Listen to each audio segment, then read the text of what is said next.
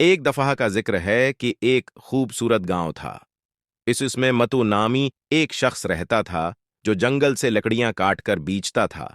इस तरह उसके घर का गुजारा होता था। एक दिन मतू जंगल में लकड़ियां काटने गया। जैसे ही वो लकड़ियां काट रहा था, इसके हाथ से कल्हाड़ा छोटा और दरिया में गिर गया। मतू बहुत परेशान हो गया और उसने सोचा अब उसका क्या होगा, उसके घर वालों का क्या होगा। इसी से वो पैसे कमाता था।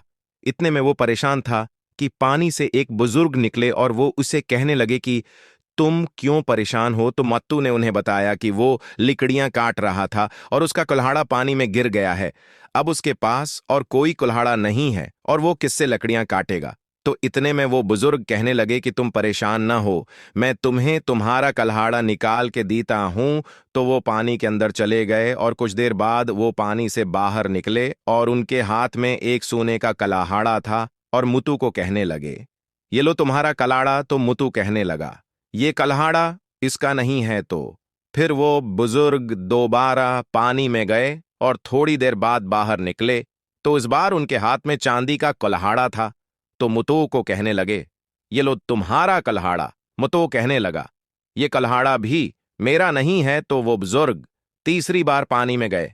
मुतो बहुत परेशान हो गया था। इतनी देर में वे पानी से निकले, उनके हाथ में लोहे का कुल्हाड़ा था। मुतो ये देख के बहुत खुश हो गया और कहने लगा, ये है मेरा कुल्हाड़ा।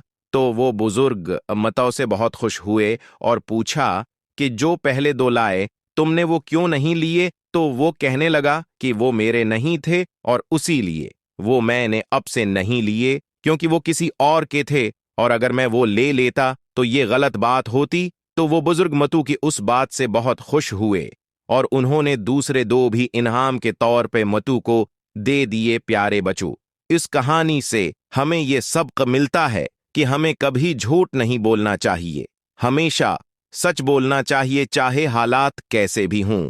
सच बोलना अल्लाह पाक को बहुत पसंद है। तो मिलते हैं अगली कहानी में।